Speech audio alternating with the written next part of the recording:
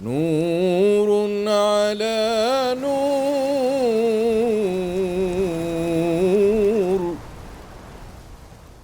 Assalamu alaikum, everybody. Good morning, good afternoon, good evening, wherever you are. It's a pleasure to be with you to spend this next hour and 20 minutes together. Like Abdul Harim said, my name is Iman Nacer Boundaoui. I'm based in Chicago, so I'm calling in from a sunny Saturday morning in Chicago, spending this hour and a half with you to get more into our bodies. Somatics essentially is an invitation back to the body. So before we begin with me kind of introducing what is somatics and what is embodiment, I'm going to see how many of you I can get on the screen. So we have all gotten accustomed to these Zoom calls becoming pretty impersonal. We turn off our videos for various reasons. And I think so many of the reasons that we turn off our videos is we're like, oh, I'm not in a good place or position to be seen. And I'm going to see if we can thaw that a little bit. Beautiful. Thank you, Sada, for initiating that, and Besma and Goli. How many of us can we really be together and see each other's faces, see each other's eyes, and really be here because this is an interactive talk. I don't want to talk at you. I want to invite you into practice. And the more that I can see you, the more that I can invite you into practice. So again, I'm going to invite you wherever you are. If you're walking, if you're in the car, however you're showing up this morning, this afternoon, I'm going to say welcome exactly as you are. Yeah. We have a beautiful organization here in Chicago called Ta'leef, and one of the taglines of Ta'leef is "Come as you are to Islam as it is." So come as you are, folks. Thank you, Idad. I see you, Rania. I see you. Yes, yes, yes.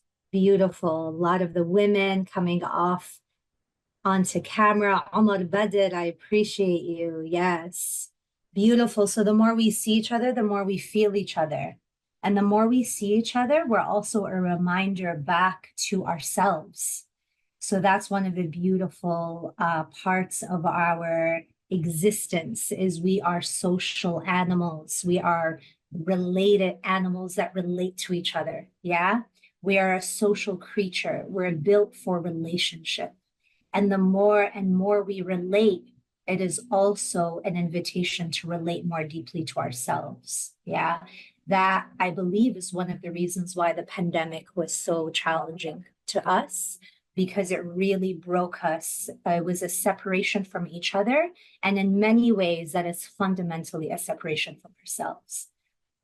Bilal, thank you for coming on camera as well. So here we are, as many of us as possible. Take that in, yeah?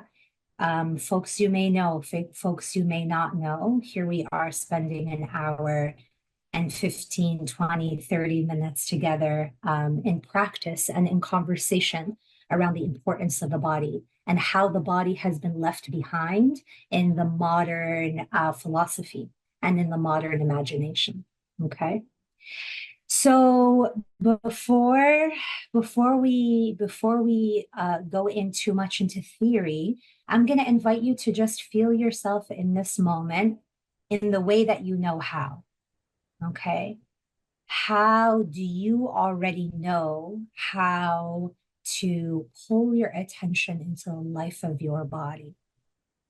So see if you can just take a moment to notice the seat beneath you. How are you relating to gravity? Yeah. Are you pulling yourself up out of gravity, or are you in an intentional relationship with gravity? And see if you can let more of your weight down into the seat of you. Okay. Notice that fundamental pull of gravity, and see if you can keep resting your muscles, your tissues, your bones into gravity. Okay. And then see if you can notice the quality of your breath. Like, how is your breath this morning, this afternoon, this evening? Are you holding your breath? Is your breath coming from your belly, from your chest? Is your breath shallow? Is it deep? Yeah, where is your breath reaching? As you exhale, yeah, can you feel where your breath is reaching? And we're collectively, all 38 of us, mashallah, we're going to take a collective breath together. Yeah. So let's all together, even though we can't hear each other, we can feel each other. Let's go ahead and take an intentional inhale through the nose and an open mouth exhale. And let's do that 2 more times. So we're going to inhale through the nose and we're going to feel where is the breath coming from. So all together, inhaling through the nose, holding at the top, and open mouth exhale. As you exhale, can you feel where your breath goes? Does it reach your toes? Does it reach your fingers? And one more time all together.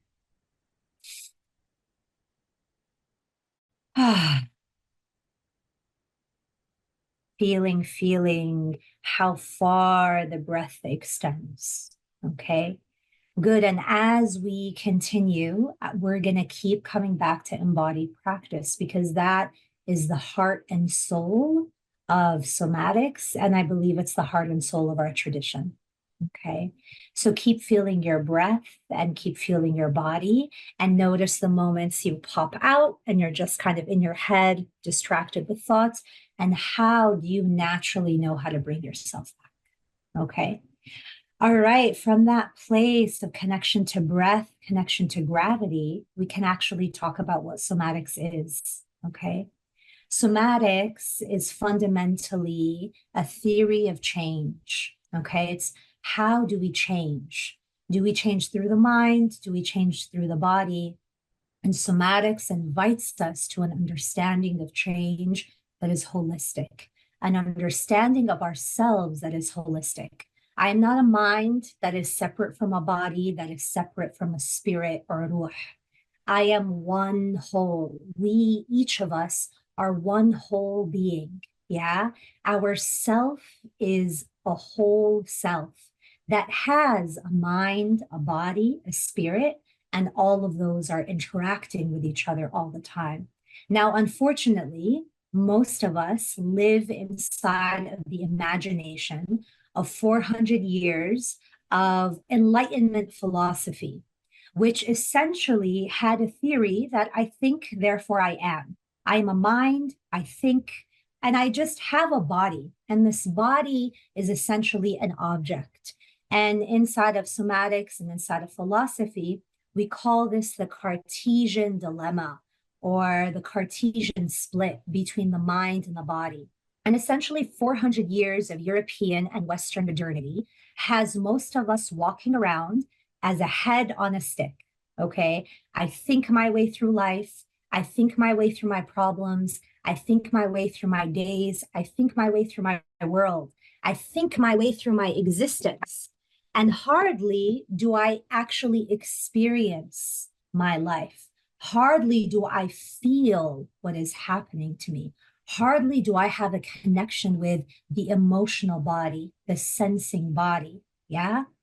And we know, looking at the world that we live in today, that this has dire consequences, that this split from the mind and the body, this Cartesian dilemma, if you will, has most of us living in existence that feels like we're on hyperspeed, rushing through life. We can't remember our days. We can't remember our weeks.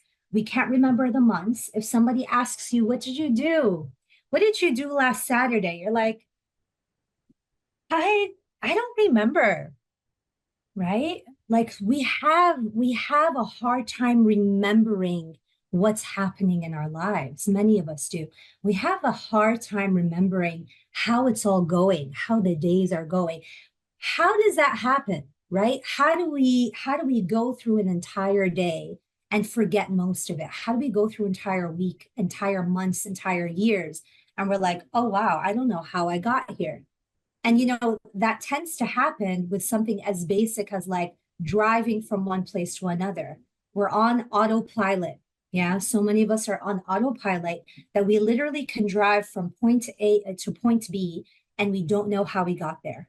There was just an automatic memory. We're driving on a road that's familiar, or we're on a bus, or we're on a train. Those of you in Europe, God bless you, you actually have public transportation. We do not have that in the United States. You're on public transportation. Those of you who are other parts of the world, maybe you're being driven somewhere, and there's a fog that can happen. There's an amnesia that can happen, that we're not noticing what's happening in real time. Only in hindsight can we go, oh yeah, I think I took that turn, and then I think I did that, and I think that's how I got here, right? We want to break this habit, yeah, as an ummah, as a community, as the ummah of Prophet Muhammad alayhi salatu salam, which was the most perfect example of human existence. We have a duty to break this disease. We have a responsibility and amana to break with the habit of disembodiment, okay? And this is hard work. I don't say this easily or lightly, because disembodiment has become institutionalized, okay? The modern economic system, that is capitalism, and what I would say is racial capitalism, we have been trained to become hyper efficient, speedy, accelerating beings that are rushing through, because capitalism requires us to produce, and requires us to produce even faster than that. And next week, your numbers better be better than last week.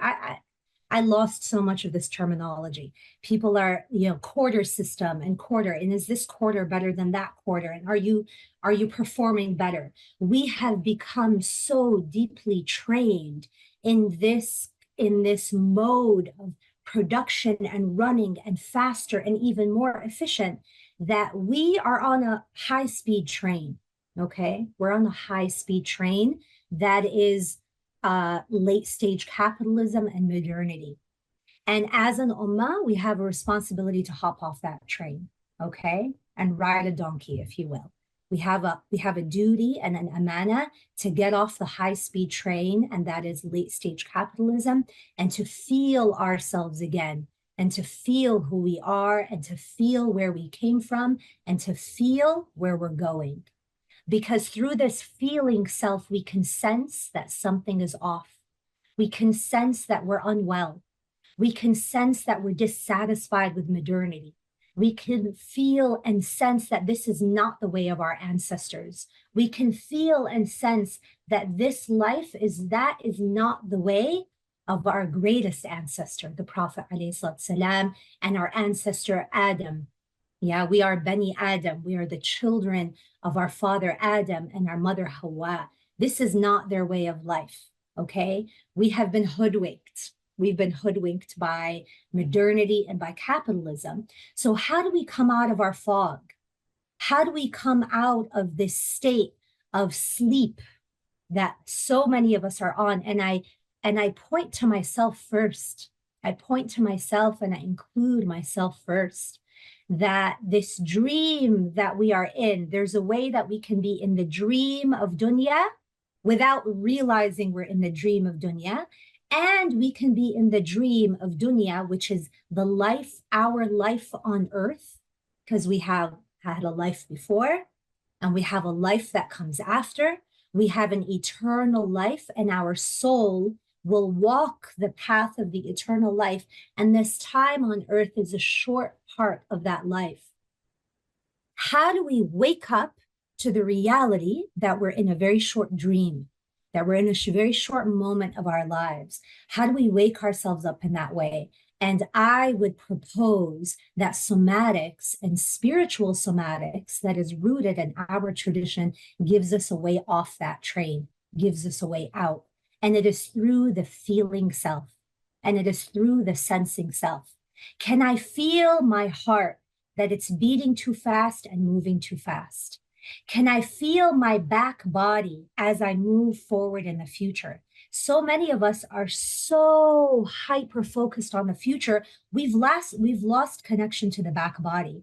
Literally, most of us in modernity are tipped forward 2 inches past our center line. Okay?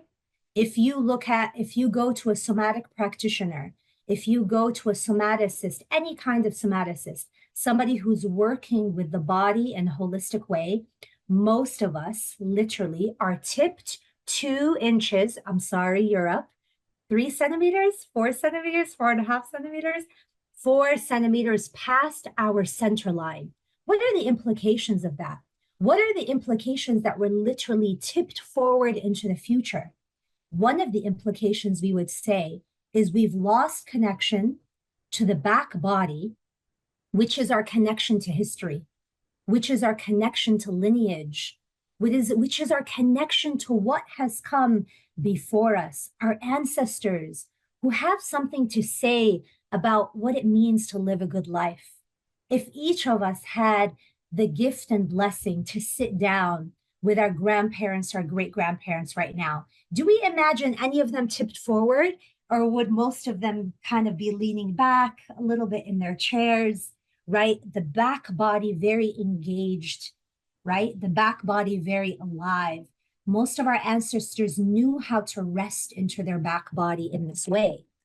So one of the invitations of somatics is to come more deeply into this back body to counter modernity's pull towards the future, okay? Modernity wants us to believe everything is about the future, technology, progress. There's a cost to that progress, and we see it in the world that we live in.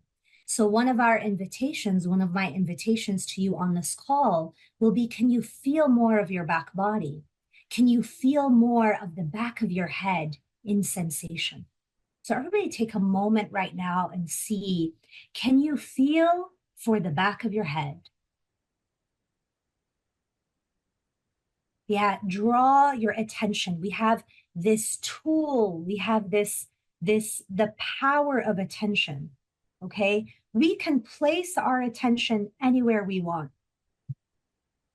The question is, can we maintain the attention there? And one of the invitations of somatics is that practice can change our habits. So right now we want to place all of our attention into the back of the head and just see what you notice. Maybe you're like, wait, what are you talking about? I can't feel the back of my head. There's nothing there. And I want you to linger there for a few seconds. I want you to linger there long enough to prove yourself wrong, that you can feel sensation on the back of your head. You might feel pressure.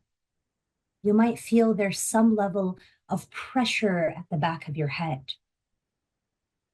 You might feel movement in the back of your head. Yeah, we have a powerful gland towards the back of the head, the pineal gland. It's very active. It's an incredible part of our brain. So we can perhaps feel tingling or streaming or rushing, some level of the life force energy or the chi sensation moving. Okay, good. Stay with me. Stay with me. I know that we have a lot of challenges with our attention in modern life. Our attention moves from here to there.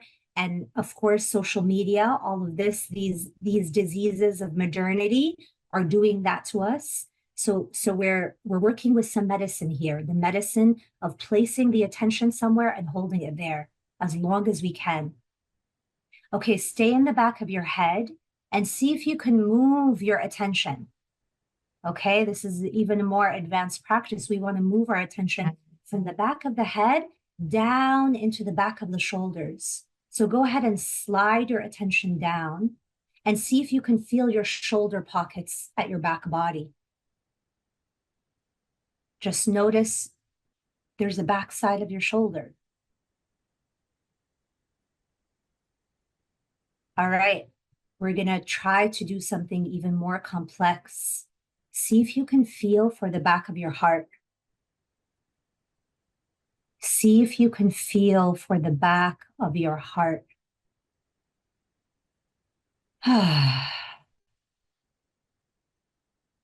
See if you can send more of your breath into your back body so that you can feel more of what's at your back. Filling the back of your lungs, filling the back of your chest cavity. This may be the most time that you've spent in your back body. And maybe you're feeling an impulse right now, like, wait, no, there's somewhere I have to be. Maybe there's an energy that's pulling you forward, and see if you can resist that energy and keep placing your attention in your backside. If you have back support, see if you can lean back, fall back, rest back into the support behind you. Can you trust that you are held? Can you trust that you are held? Many of us have a hard time sleeping. Yeah, insomnia is a massive challenge in life right now. A lot of people I see in one-on-one practice have insomnia. One of the root causes of insomnia is we cannot trust that we are held by the own bed that we sleep in. We have such a pull and a fear of what's coming next that it's very hard for us to rest back and trust that we are held. So here's an invitation in this moment to see, can you trust gravity to hold you? Can you trust Allah subhanahu wa ta'ala azza wa jal to hold you, to have you? Beautiful. So here we are in our back bodies. And I would say just that is revolutionary. I would say just that is a piece of embodied liberation that for the next 30 days, if we spent more time in our backs, we would be liberating ourselves just in small but magnanimous ways from the urgency of capitalism, from the forward pull of modernity. We would be resisting the shackles of progress, of run and accelerate and do more and produce more. Just this practice, friends, of being more in our back bodies is a practice of embodied liberation from modern progress and modern movement that has disembodied us. So when we say embodied liberation, what are we embodying and what are we liberating ourselves from? When we say spiritual somatics, what are we talking about? This is what we're talking about. We're talking about the ways that we have been shaped by modernity, by capitalism, the way that we have been shaped by Western culture to leave ourselves, to leave our own skins, and to live most of our life up here and forward, okay? Up and forward. And we need to, as a community, liberate ourselves from that condition and heal ourselves from that condition of only being up here in our thoughts and our minds and being so forward. So the counter of that is back and down. Back and down, back down into my body, back down into sensation. So just notice for yourself what this is like for you. Yeah, what does this offer you? If you approached your relationships more in your back and down, what would your relationships be like? If you approached work and life from this place of being more in your lower body, more in your lower half, more tucked back than pulled forward, what might it offer you in your life to live more from this place? Yeah, essentially to slow it all down. So if you're able to, just go ahead and type into the chat, what are you noticing? What's your mood? How are you feeling? Let's just get a temperature check here. Yeah, what are you noticing? What's your mood? How are you feeling? One or two words in the chat. One or two words in the chat.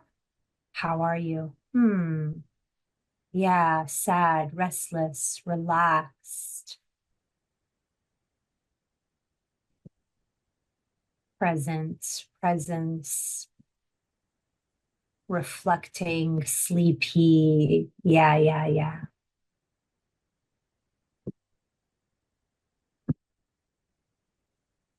Aware, time feels like it's slowing down in a good way. Immediate sense of relaxation, calm, trust in Allah, it is all going to work. Alhamdulillah, Alhamdulillah, Rabbil Alameen, Hamdan yuwafi ni'amah wa yukafi mazidah. We send our gratitude and our thanks to the Most High for these moments of opening, small moments of awakening that can lead to more. Okay. So let's continue for a little bit. As you see, I'm a practitioner at heart. I'm not a lecturer. I teach this work. I'm a teacher of somatics and a teacher of embodied transformation and a teacher of somatics and trauma healing. But my core is I'm a practitioner, a healing practitioner. So I always like to toggle and move between talking and practice so we can keep feeling what it is we're talking about. Okay, so we can keep feeling what it is we were talking about. So let's talk a little bit more about theory. Like, what is the theory of embodied change or embodied transformation?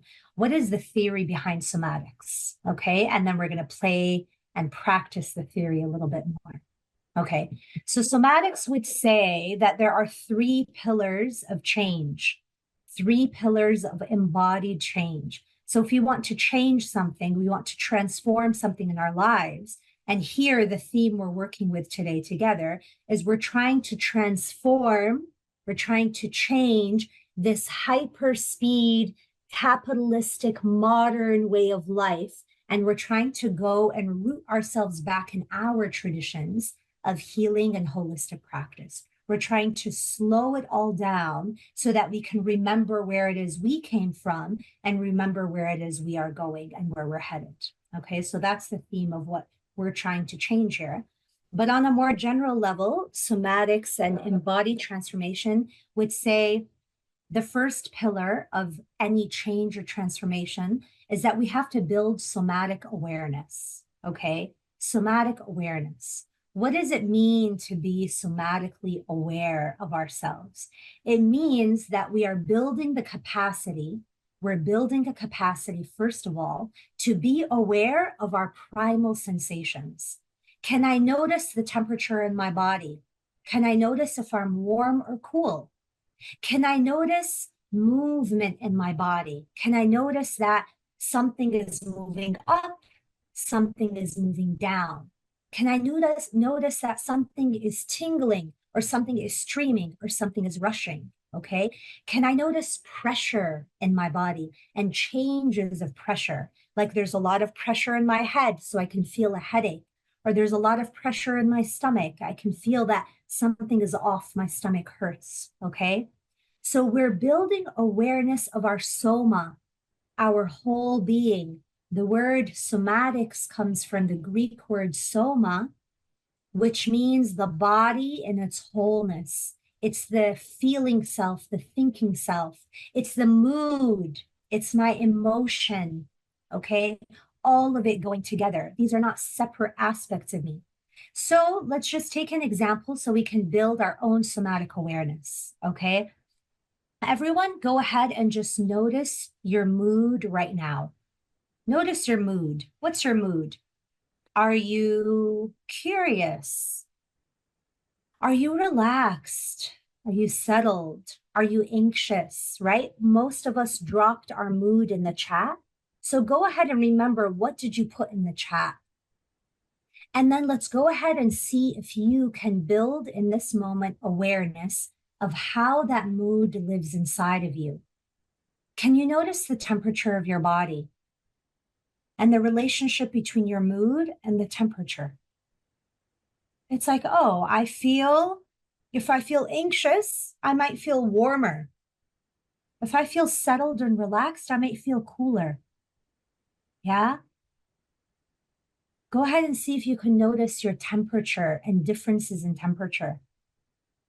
And then go ahead and see if you can notice movement in your body. How are your sensations moving?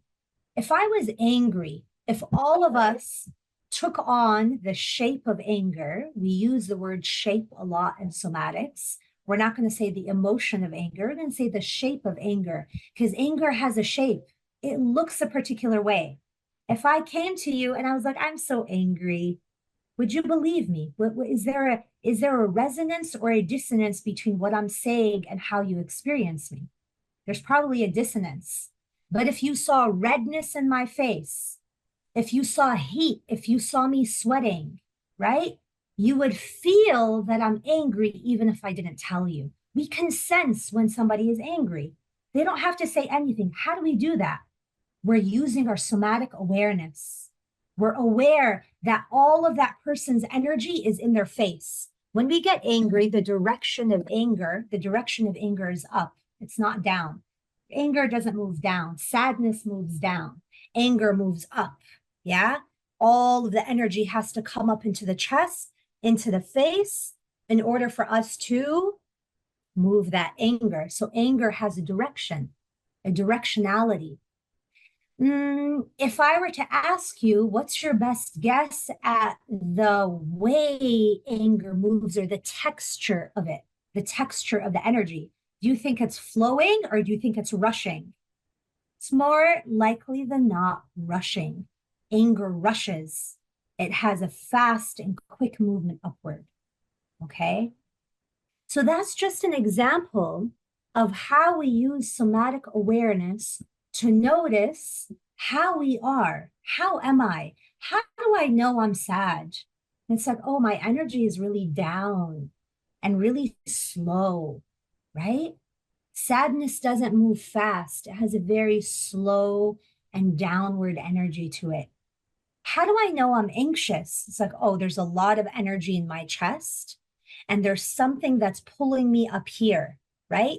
Anxiety is not happening back here. Anxiety is usually happening in the front because it has to do with a fear of the future or a worry or a concern about some future event. So anxiety will pull us forward. So there's a shape to anxiety. There's a shape to anger. There's a shape to sadness. There's a shape to joy.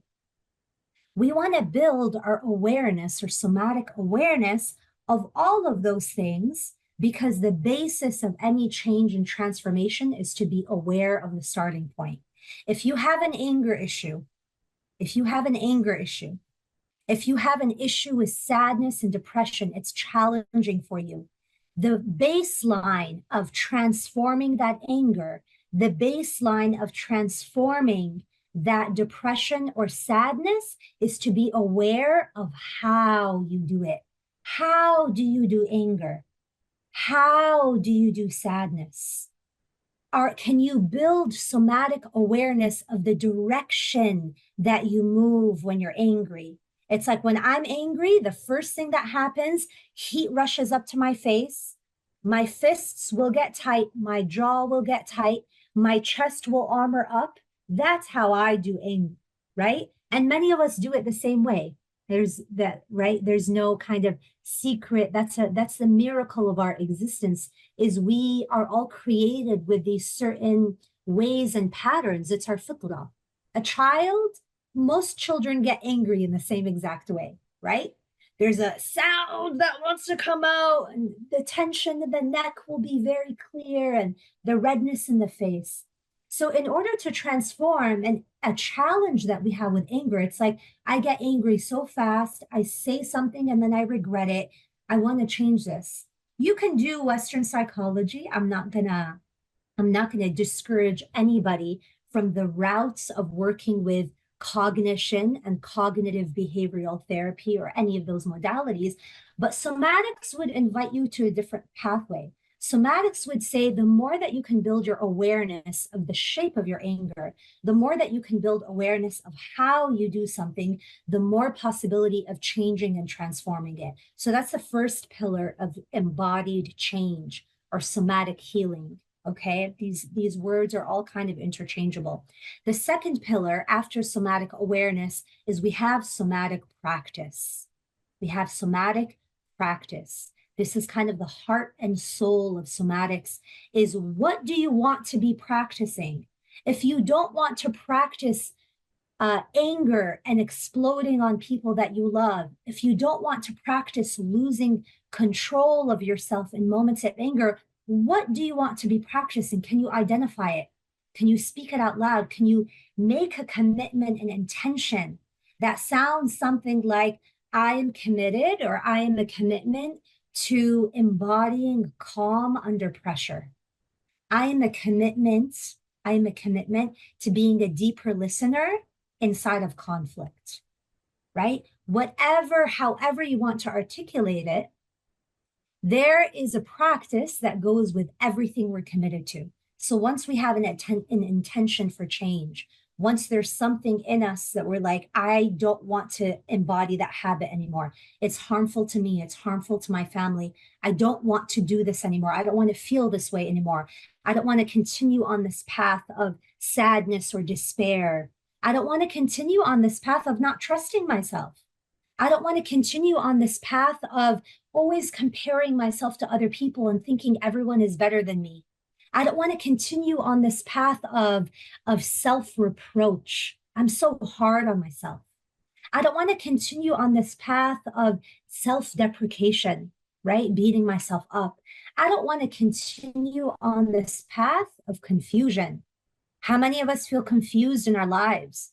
Like, I don't know which direction to go. There's a career change that's happening, or maybe you're falling in love and wanting to move into a partnership and starting a family. We have a lot of confusion. You're like, I want to be able to trust my instincts and move in a particular direction.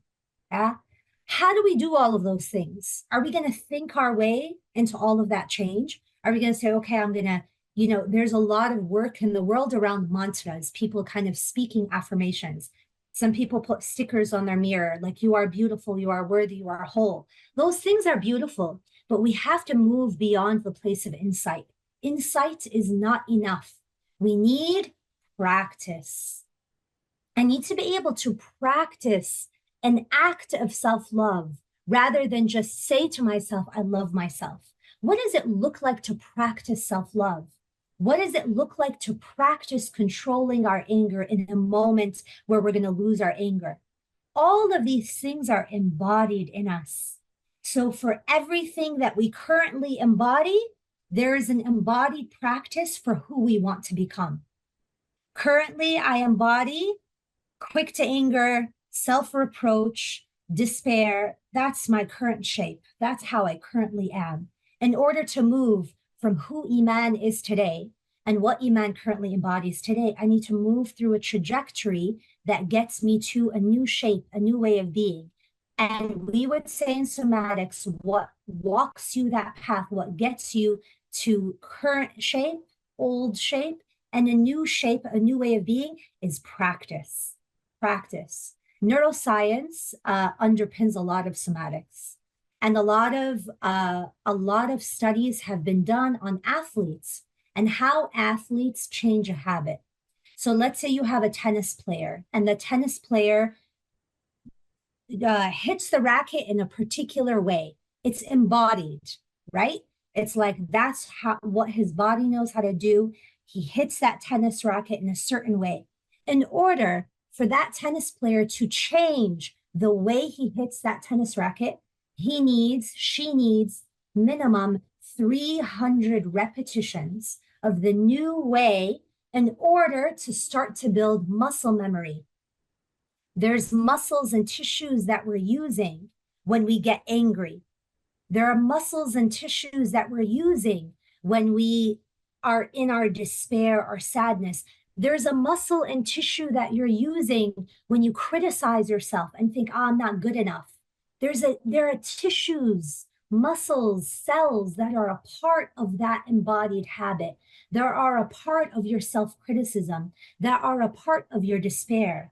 So in order to change that habit, To embody the new way of being, you need 300 repetitions of doing something a little bit different with your muscles, a little bit different with your tissues, a little bit different with your mood. 300 repetitions for that tennis player to change his wrist from flicking from the right side to a backhand. And then we move into the place from muscle memory, we want to get to embodiment. And we would define embodiment that you're able to do something, you are able to produce a particular way of being under the same old pressures. So now that tennis player is not in practice on the practice court, he's in the Wimbledon match. So in order for him to be able to make that new wrist swing or the wrist flick in the Wimbledon match, which is high pressure, he needs 3,000 repetitions of that backhand in order for that to be embodied under that level of pressure. So if we take that analogy and we apply it into our lives, we go, I'm rushing through my life. I'm moving so fast. Even my prayers are so fast. Even my salah is so rushed, is so disembodied. It will take 300 prayers that are slow and intentional and more embodied to start to build a muscle memory of a prayer that is intentional, purposeful, present, embodied. The definition of khushu'a, the definition of presence, okay? Now, in order for me to do that prayer when the kids are screaming and running around and we're late to the conference that we have to go to and higher pressure, Wimbledon match, yeah? In order for me to have that level of khushu'a with that level of chaos, we're talking about 3,000 repetitions, okay? All of this, again, is rooted in neuroscience. 3,000 repetitions of a new way of being in order to embody that way of being under high levels of pressure. Yeah, 300 repetitions to muscle memory, 3,000 repetitions to embodiment, 10,000 repetitions to mastery. What does that look like, huh? What does mastery look like? It looks like the Sahaba. It looks like the Sahaba who needed an amputation and said, wait until I'm in sujood to do my amputation. Yeah? Talk about pressure. Talk about high levels of pressure. Mastery is our brothers and sisters in Gaza who are praying while they are crushed under a building. They do not abandon their prayer. They refuse to abandon their belief. Yeah? Under that level of pressure, we have to ask ourselves, where are we? Where are we? How is my prayer when the kids are just running around and screaming? How is my prayer when I'm late to something? How is my salah and my embodiment? What do I embody? What do I embody? Yeah? What is it going to take for me to practice a new way of being, a new embodiment? To resist the pull of modernity that, like, I just got to go on to the next thing. I'm late. We're late. Come on, let's go, everybody. We're late. It's like, wow, I don't want to do that anymore. I don't want to feel like my prayers are a pastime. I don't want to feel like my prayers are just something I want to be there. I want to be so present that you can amputate my leg in that prayer and I wouldn't feel the amputation because I would be so present in my prayer. May Allah make us the descendants, the true embodied descendants of that heritage and that lineage. Presence, deep presence. So what do each of us need to be practicing 300 times to change a current habit that is not serving our life? What does it look like for us to practice something in our life 3,000 times so that we embody it under high levels of pressure? What do we need to practice 10,000 times so we become masterful at something that we want to become masterful at? What do we want to master in our lifetimes? Yeah, as khulafa, yeah, we are stewards in this world. We are stewards of truth. What does it look like for us to heal our current disembodiment so that we stand as embodied pillars of this faith, embodied pillars of our tradition? You walk in a room and someone is like, that person is present, that person is patient, that person is calm, that person is a deep. How does that person, how do people know these things about us? When we walk in a room, what messages are we sending with our very body, our embodiment, that has someone being able to read us so quickly? Yeah. When the awliya walk in a room, we know, we feel it. When you're in the presence of somebody who embodies the prophetic tradition, you feel it. They don't have to tell you anything. You feel it. That's embodiment. So what are we working towards? What is our 300 repetition practice? What is our 3,000 repetition? What is our 10,000 repetition to mastery? Can we master control over our anger? Can we master control over our tongue? Can we master control over these bad habits that we have and that we currently embody? Can we slow ourselves down and resist and liberate ourselves from the chaos of modernity so that we can pass on something different to our descendants, so that we can be the living embodiment of the lineages that we come from? Yeah. So that's the proposal here. The proposal is to practice our way towards transformation and change. Let's stop thinking our way. Let's stop trying to think our way towards change, and let's just start practicing something new. Yeah. That's the second and the central pillar of embodied transformation and somatics. And the third one, the final one, is called somatic opening.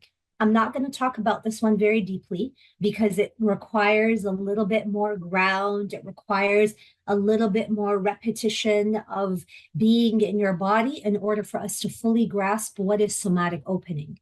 But what I'll say about this is we cannot simply put new practices over an old shape. If I have a lot of anger that lives inside of me, I'm going to use anger because we're in the spring season. Spring is the season of anger. We're also experiencing and witnessing genocide of our brothers and sisters. So it is very natural that we're all feeling an incredible amount of anger. So it just feels really relevant to talk about anger right now, given the season that we're in and the season of life that we're in. So let's say I currently embody a lot of anger. Someone talks to me in a bad way, and right away, I'm like talking back, rude, whatever it is. I get angry so quick. It's like so easy to pop out of me. Can I just go and practice a new way? Like, yeah, I'm just going to listen and be calm and patient over anger. So I'm going to use my fist to represent anger, and I'm going to use my other hand to represent new practice. We cannot put new practice simply over an old shape.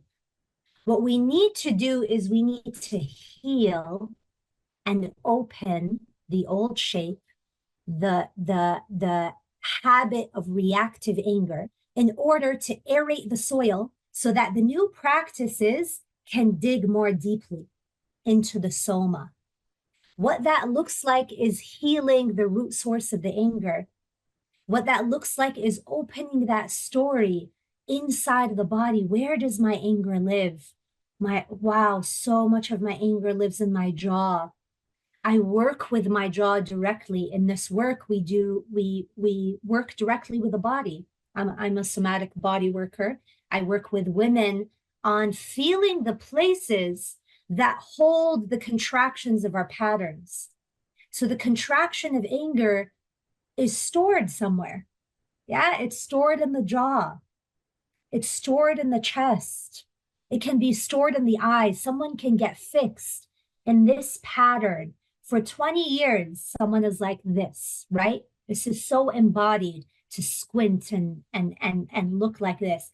What does it look like to embody a new way of being? It looks like opening these contractions through body work, through breath work, through touch, through presence. We have many processes that we use in somatics to have a somatic opening.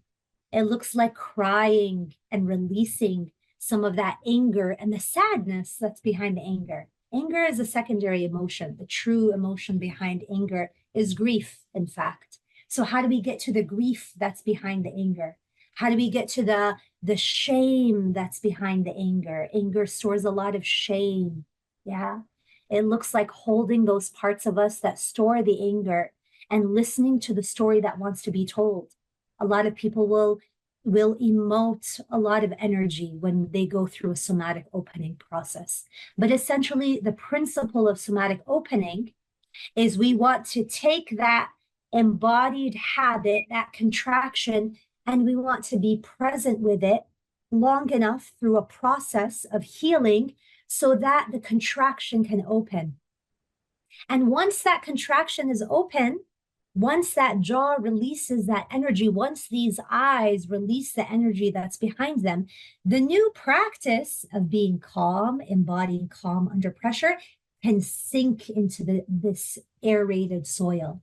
Can think of like a garden that the soil is really packed. You're not going to push a seed into packed soil.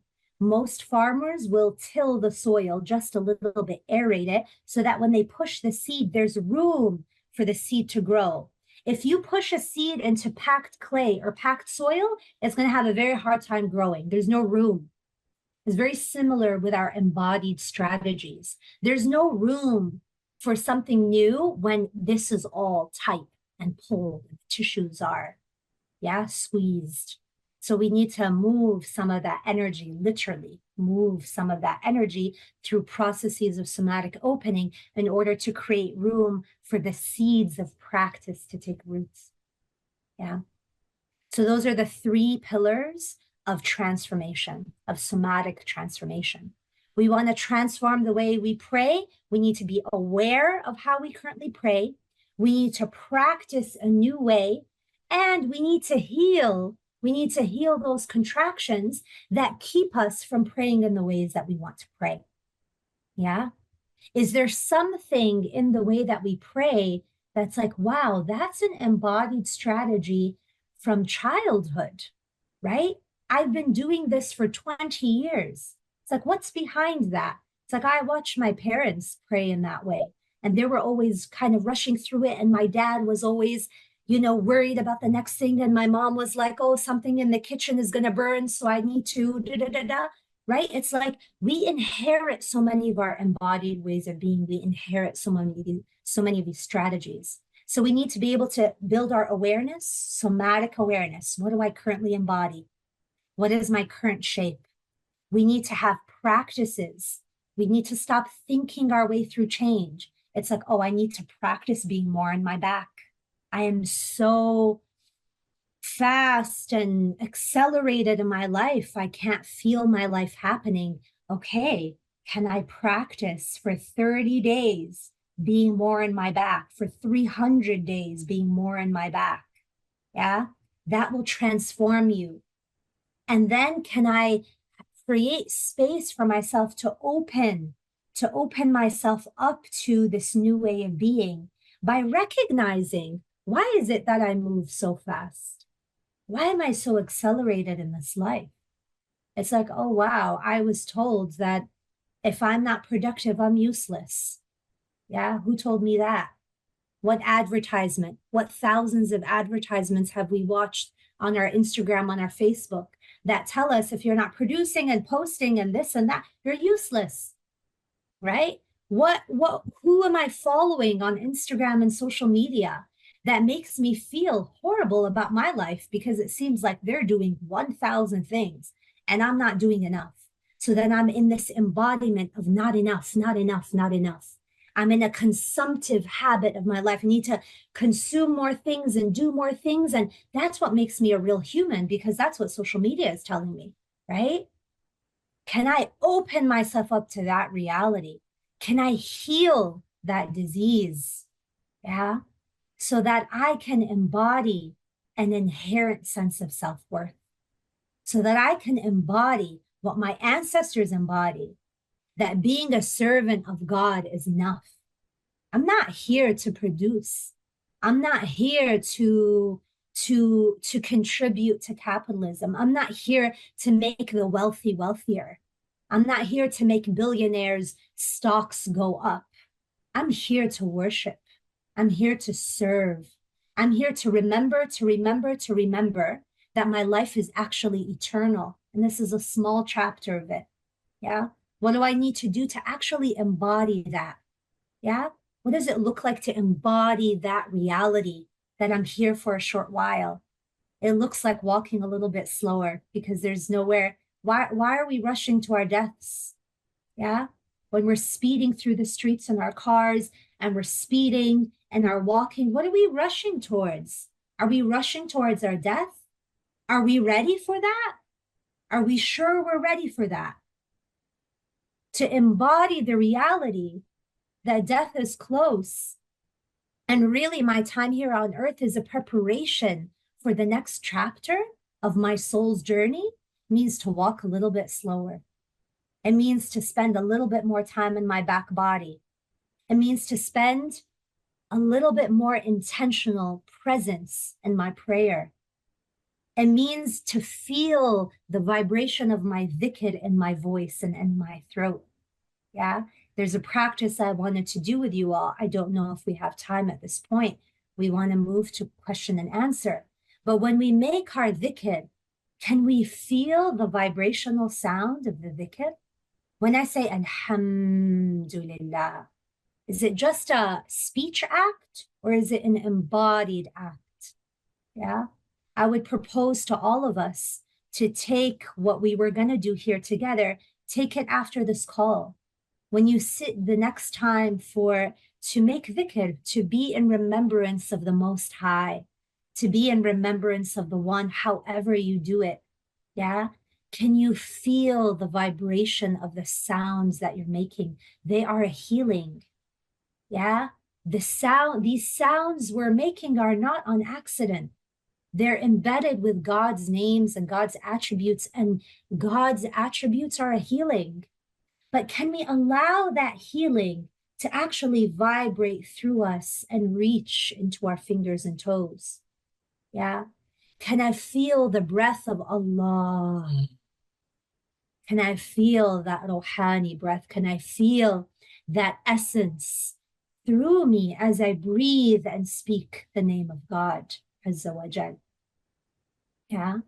Can we feel more of these practices that we're in rather than just verbalize and think them and be always in these 6 inches of our body and completely ignore the rest of this body, the heart that feels you when you say La ilaha illallah. We think you're saying that with our mouth. We think we're saying that with our mouth. We're saying that with our heart. We're saying that with our lungs. Your kidneys are in dhikr with you. Our organs want to make dhikr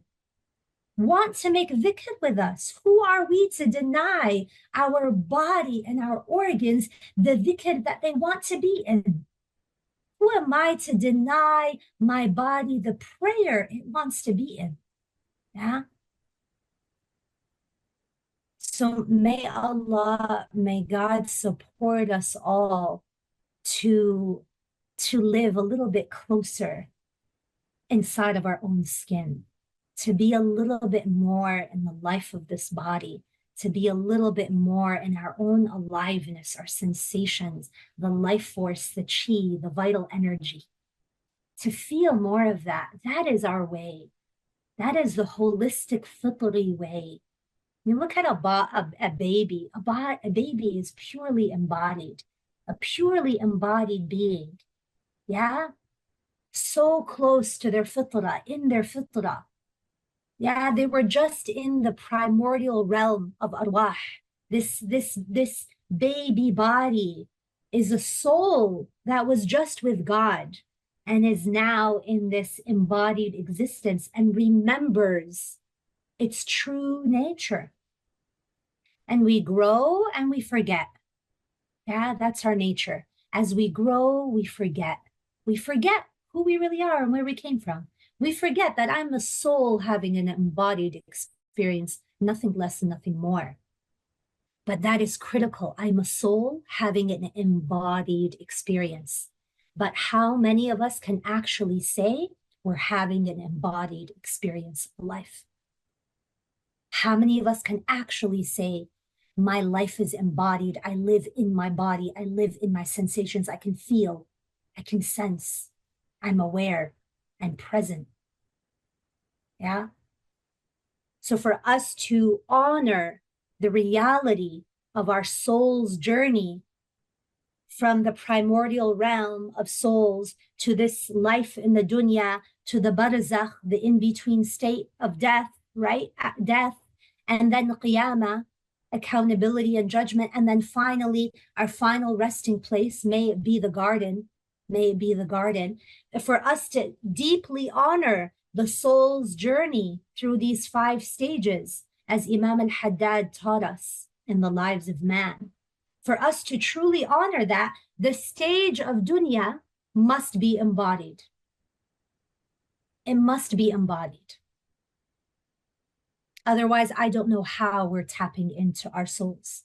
I don't know how we're tapping into our ruh if we're not embodied, because the ruh is embodied while we're here. Our soul, we are an embodied spirit while we are here.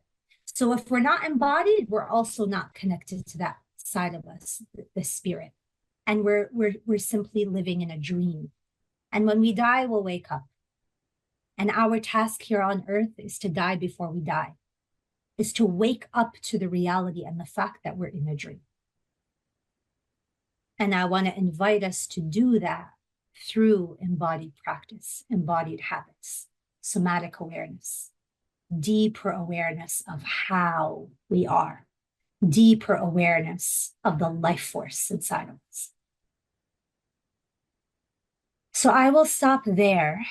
I will stop there so that we can have time for question and answer. And before we come into our heads and start asking our questions, may Allah bless us all, just notice how you are in this moment. Notice your temperature, basics, your temperature. Are you warm? Are you cool? Where are you warm? Where are you cool? Notice movement. Is your heart beating fast? How is your breath moving through you? Yeah. Notice your chi, your life force energy. Is it buzzing? Is it tingling? Is it rushing? Is it streaming? Is it moving up? Is it moving down? Notice your fingers and your toes. Those are easy places. And then notice pressure. Yeah, where do you feel and how do you feel pressure in your body? Check your jaw, check your eyes, check in with your chest, check in with your shoulders. Check in with your stomach, your glutes, your hips, your feet. Yeah. How is pressure living inside of you in this moment? And then notice your mood. All of that's happening produces a mood.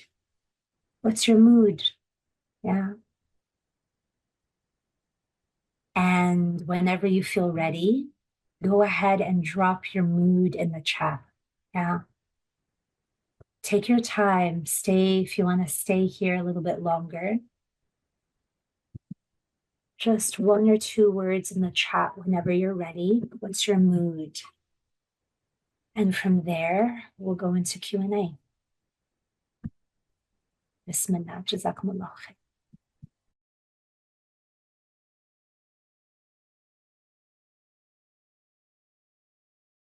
If you want to start intervening to change your habits and your embodied practices, the first 7 minutes of opening your eyes are a practical and powerful place to start. When you open your eyes tomorrow morning, notice the first thing that happens. What is the first thing that you do? What is the first thought that you have? What is your impulse the moment that you open your eyes? That is a place for you to build awareness and for you to start practicing something new. If you notice that the moment you open your eyes, your impulse is to jump out of the bed, your first practice is to stay in your bed for an extra 5 minutes. 5 minutes, stay on your back. Keep noticing the impulse to, yeah, I have so much to do. I can't, right? It's a powerful place to build awareness and to practice something new. These 5 minutes in the morning, you cannot outdo that in any other part of your day because it sets you up for the rest of your day. If you can do something different in your first 5, 10, 15, inshallah, 1 hour of your morning, the 5 minutes is just the little domino. Okay. If you have a domino trail of your whole day, the 5 minutes is that first domino. It will ding and it will create the pattern for the rest of your day. So if you can manage to wake up, notice your impulse, notice what it is, your body, boom, muscle memory. This is what I do every morning, and go, wow. When I wake up right away, I'm thinking, I'm worried, or I'm anxious. I wake up and some of us wake up and we don't want to wake up. That's our impulse. Some of us wake up and are like, I don't know what I'm waking up for. I'm not interested in life. I'm not motivated. Some of us, that's our impulse. I have that. Yeah, I have that. Some days, when I open my eyes, I'm like, oh, is it over already? Is my sleep already over? I don't want it to be over. And I have to build my awareness of some of the despair that lives inside of me because, ya Allah, our world is so scary and hard to be in right now. So we build awareness and we can practice something new in those first 5 minutes and let it be a domino for the rest of your day. See how that sets you up for a different kind of morning. And if over time, let's say after 7 days of practice, that first 5 minutes starts to invite you into another practice, you're like, you know what? I'm done rushing through my morning. I'm done with these chaotic mornings. I want to wake up earlier so that I have time for 20 minutes of meditation, so that I can pray my fajr really slow and sit for dhikr after fajr. Let that, what you're doing in the morning as a small intervention, let it lead to a bigger intervention. That's a combination of opening and even deeper practice. Yeah. May Allah make it easy, but that's a very practical place to start. Eyes open, what do you notice?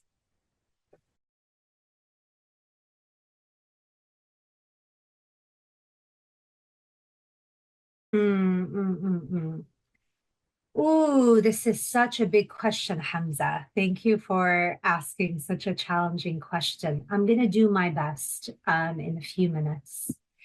Okay, you all, we're in the world of embodiment. So how do we tap into connect with our ancestors and our tradition? Okay, what did our ancestors embody? Okay, what did our ancestors embody? As in, what did they eat and how did they eat? Okay, did they eat with a spoon? Did they eat with their hands? You want to connect to ancestors? We can start eating with our hands. How did they eat? Did they eat alone? Did they eat together? Did they eat in community? Did they eat in isolation? Yeah. The Prophet ﷺ says in a hadith, in a narration, that the one who eats alone is eating with the shaitan. Yeah, وَالْعَيَاذُ بِاللَّهِ. This habit of ours of eating on the go and eating alone. What would our great grandmothers say if they saw us eating in the streets walking? Sometimes when I'm like, in my rushed and I'm like, Ya Allah, what would my great grandmother think of just the way that I eat? Okay. What did they wear? What did our ancestors wear? What was their clothing? Yeah, I guarantee you it was not tight latex that sucks in your belly and that tries to make you skinny and the skinny jeans. I guarantee you our ancestors did not wear clothing that didn't let them breathe, okay? Clothing that tried to control their bodies. Our ancestors wore clothing that they could do everything in. You could sleep in the clothing. You can pray in that clothing. You could go to the market. You could cover a child with all the extra cloth that you had, okay? Our ancestors wore clothing in a particular way and for a particular reason.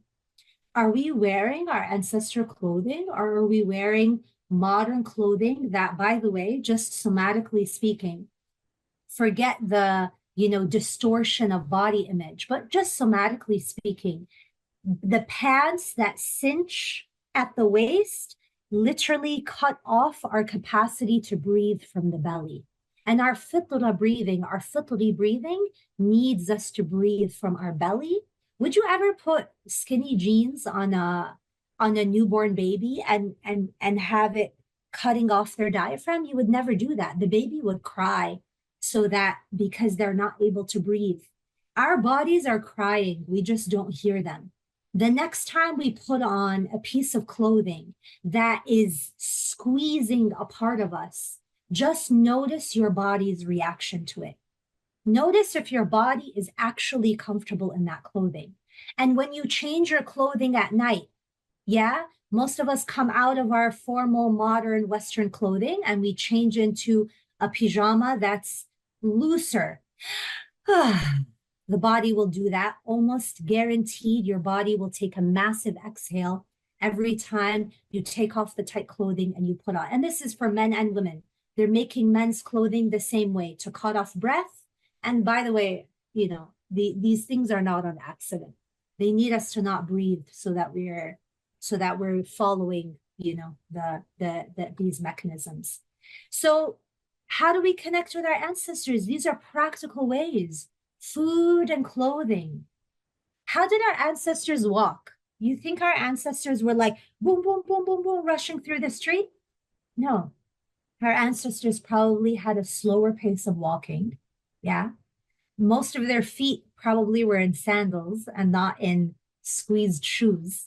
Our feet are very unnatural. So somatically speaking, the modern foot has a slimmer front, which is not the natural way of the foot. The toes should be spread. Yeah. Our toes are supposed to be wider than our heel. Our toes are not supposed to be skinny at the end. Our toes are supposed to be open like this. So the modern foot is literally, we have different feet than our ancestors. Yeah. Our ancestors' feet, their toes were probably wider because they had more natural footwear, or they walked barefoot and they had more contact with earth, so their toes could spread out. And when your toes spread out, you're more grounded. And when you're more grounded, you are slower. Yeah. There's an incredible study that shows that people who live more in their feet and are more grounded, like they can feel their feet, they spend a lot of time barefoot and in their feet, they experience time in a different way than people who live in their heads. So people whose feet are shut off and closed all the time and all of the energies in the head literally experience time differently. So our ancestors experienced time differently than we do by these very basic mechanisms of the footwear and being grounded and present on the earth, okay? So our relationship to earth, we've been cut off from land. Many of us, because of colonization, have been cut off from land. Many of us, because of many different reasons, were cut off from earth, from nature, from the natural world, from land. And so even just that basic connection to feeling the bottom of our feet on earth is lost. So we want to connect more deeply with our ancestors and our tradition. We need to look at how and what we're eating. We need to look at the clothing that we put on our body. Are we putting natural material on our body, like our ancestors, soft, wool, and cotton? Are we putting synthetic material that's made in a factory that uses child labor and then gets shipped all over the world on trucks that are polluting our environment, and then finally on our body? If we do not believe that that has a spiritual implication, we have a rude awakening. These things have spiritual implications. The shuyukh will tell us that what we put on our skin And how it got there has a massive spiritual implication for us. Okay. So these are some of the things, like, how does our generation tap into our ancestors? We want to walk like the way they walked. We want to share meals with each other the way they did. Share food, break bread. We want to eat the way that they ate, yeah, from hand to mouth. Yeah, like the Prophet ﷺ ate. We want to embody their habits and their strategies. That's how we tap in. And it's possible and it's beautiful and we can do it. I believe in our capacity to emanate our ancestors in this way and to embody the things they embodied. May Allah make it easy. But those are some of the things that come to my heart, mind, Hamza. Thank you for your question. I had a question about some of the sort of obstacles to the embodied experience that you've spoken quite a lot about today. You know, you've shared with us a lot of the benefits of what it's like to have a more embodied life and a psyche in soma rather than a disconnected psyche. And you've shared with us some of the practices that people can do to help with that. One of the obstacles that I think is talked about in modern times, especially in recent research, is the difficulty of trauma and individuals who have undergone kind of traumatic experiences. Yeah. And we know that can be a real barrier towards people kind of connecting with their body, Absolutely. and that can be quite a difficult obstacle. So I was just wondering, in your line of work, what's your experience in working with individuals with trauma? Yeah. Thank you for that question.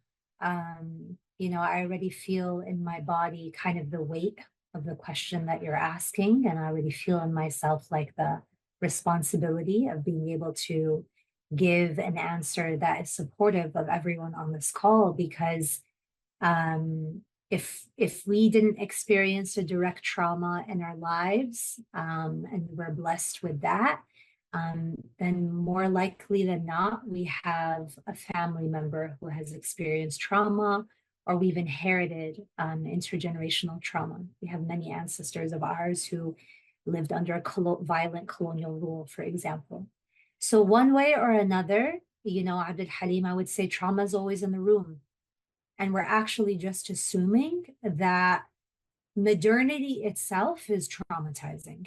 Like late stage capitalism and this requirement that we all work and like not have the ability to like enjoy our children's lives and take care of our children fully, and living separate from our motherlands and living separate from families and community, living outside of a tribe in these modern cities, like all of that, in fact, is a form of systemic trauma and is a form of social trauma.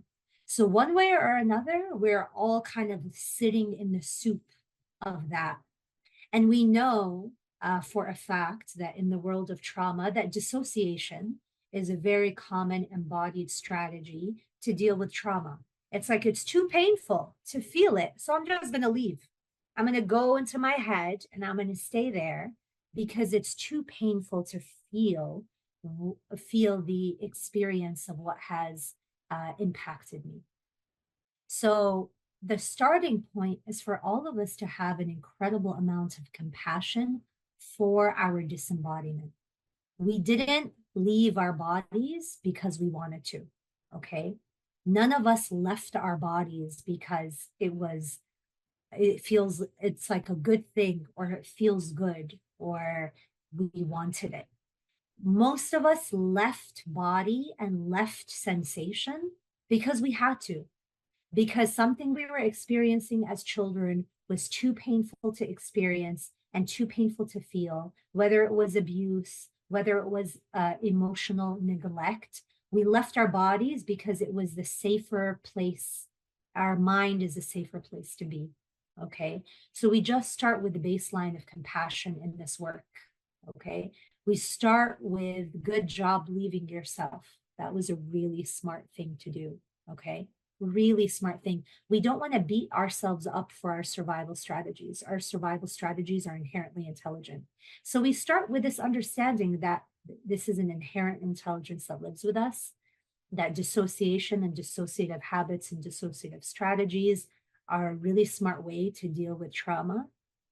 And in order to make our way back in, we need to be able to have resilience strategies that resource us as we re-embody ourselves. So the lineage of somatics I come from, somatics that I come from, is a resilience-based lineage, which means this: we do not come back into our bodies the first thing to feel our trauma, okay? We inherently reject that strategy. We're not going to come back into our body to recreate the trauma so that we can heal the trauma. There are strategies out there that do that, like EMDR, for example. EMDR requires you to come back into your body so that you can turn up the volume on a certain traumatic experience, and through feeling it, heal it. It works for some people, but for a lot of people, it is terrifying to come back into the body for the sake of reliving the trauma. So in our work, we come back into the body first to rediscover our resilience, embodied resilience. As human beings, we are inherently resilient, and we can cultivate resilience. What does it look like? What does resilience look like? A lot of people, there's an incredible, I'm forgetting her name, please forgive me. There's an incredible researcher that researched embodied resilience in South Africa during and after apartheid, okay? So during this genocidal period, this period of apartheid in South Africa, this researcher studied what communities were able to bounce back from a violence that happened in their community, and what communities had a harder time bouncing back. So resilience is our capacity to bounce back. Resilience is our capacity to come back to a place of hope after a traumatic experience, or separate from. We don't always want to put resilience and trauma in the same bucket. They actually can live separately. We are inherently resilient, even if we've never been traumatized. But this researcher looked at South African communities, and she looked at communities that came together to sing, to chant, and to dance after a violence in their community. For example, somebody being lynched in their community. Communities that came back together to sing and to dance had a much higher rating and level of resilience. And the way they sought that, the way they measured that, is intra-community violence. Violence within the community was reduced.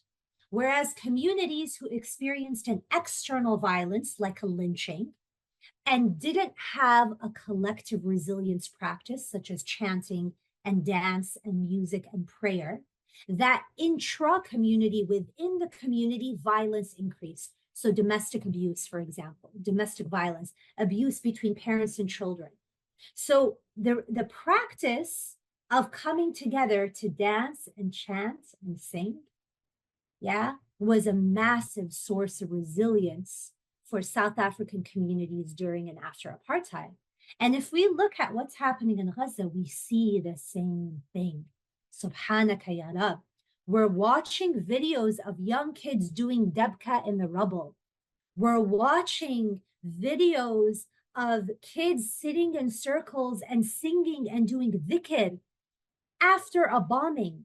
Like, these children are still in the aftershock of a trauma, and they're coming together and they're singing. This is a massive healing, and this is a massive expression of collective and embodied resilience. So when we work with people who have inherited trauma or their own personal trauma from childhood, we start with resilience. What brings you resilience? Is it dhikr? Is it dancing? Is it chanting? Is it singing? Is it being in nature? And what resilience researchers and trauma researchers found is that there's a common pattern, that our 5 greatest sources of resilience are the natural world, hiking, being in nature, being in the sun, bare feet on the wet grass. The natural world, major source of resilience. And there's no wonder. The natural world is a witness of God. The natural world is a reminder of the beauty and God's creation. Yeah, Al-Khaliq, Al-Bari, Al-Musawwir. We can see these names of Allah subhanahu wa ta'ala reflected in the mountains. When we look at the mountains, we are in awe. It fills us with something undescribable. And that is a massive source of healing for us. Second major source of resilience, we said natural world, creativity. Okay? Creativity. People who draw, people who build with their hands, people who have a handicraft, and art. Yeah, arts and creativity is a massive source of resilience and healing. A third one is music. Yeah, and all of our culture, whatever culture you come from, there's music.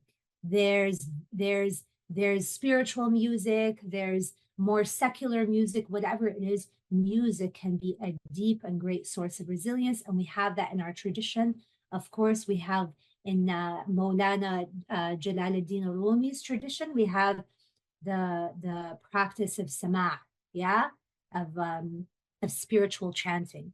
So any source of music is a source of resilience, okay? Movement, dance, walking, running, jumping. Movement is a deep source of resilience, okay? I'm forgetting what the fifth one is. Bismillah ar-Rahman ar-Rahim. Spirituality. So, all sources of faith in God, faith in something greater than us is a deep source of resilience. So when we work, Abdul Halim, with trauma, when we work with trauma healing, we start with inviting people back into embodied resilience practice, remembering they have a body that was built for joy and prayer, reminding people they have a body that was built to witness in awe God's creation. Yeah. So we invite people to go back into nature, to hike more, to be barefoot in the wet grass, to witness the mountains. Spend your vacations in nature. Don't spend your vacations in cities. Spend the little time that you have in the natural world. We invite people back into dance, song, movement, spiritual practice, creativity. Find a craft, find an art. All of us had that as children. We're coloring, drawing, cutting with scissors. We lose that as adults, but we don't need to. We can be playful again. So we start with that, and all of that becomes the container to return to the body in a safe way, to come back into the body, an embodiment that doesn't require you to relive your trauma right away, but to relive sense of joy, yeah, sense of community, togetherness. So I'm going to say that, yeah, about trauma and trauma healing. I feel like that perhaps gives us a different way of approaching trauma that is not very common in other traditions, but that's what makes somatics, I think, unique. And that's what makes somatic trauma healing unique, is that it's a resilience-based practice. Thank you. Thank you for bringing your body to this space, to this collective practice. This alone is a source of collective resilience, that we can feel each other across space and time, send love and prayers to each other, and reroute in a sense of hope. Like, we can feel so hopeless in this world. Like, what can we do? And I just want to say that this is an embodied practice of hopefulness. And may Allah make it easy for us to practice what it is we want to practice, to get to those 300 repetitions, 3,000, 10,000, so that we can embody what our ancestors embodied, so that we can be a living lineage and living presence in this world. Yeah, so that we can reflect the Prophet's beauty and the Prophet's wisdom in our own lives, alayhi salam, inshallah. A couple of resources. It looks like Shajarat Nur, somebody already dropped it into the chat. These are two dear books that I love. One of them is called With the Heart in Mind by Mikael Smith, and the other is called Living Presence by Kabir Helminski. If you scroll up a little bit, there's a long kind of chat from Shajarat Nur, and those two resources are in there. These are just two beautiful books that have supported me in my journey. And I hope, more people can spread the word of the books that are written by people in our community on this topic. We tend to take a lot of mindfulness, from Buddhist practice, from Buddhist tradition, from Taoist tradition. These are beautiful traditions. They've really impacted me in my life.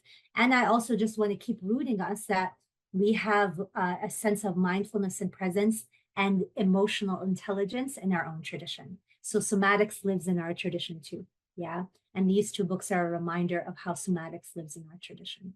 So may Allah bless all of you. May Allah protect us as an ummah. May Allah guide us on our paths. And until soon, I hope we get to be in company again soon, inshallah. اللهم صل على سيدنا محمد السابق للخلق نوره ورحمة للعالمين ظهوره عدد من مضى من خلقك ومن بقي ومن سعد منهم ومن شقي صلاة تستغرق العد وتحيط بالحد صلاة لا غاية لها ولا منتهى ولا انقضاء صلاة دائمة بدوامك وعلى آله وصحبه وسلم تسليما مثل ذلك.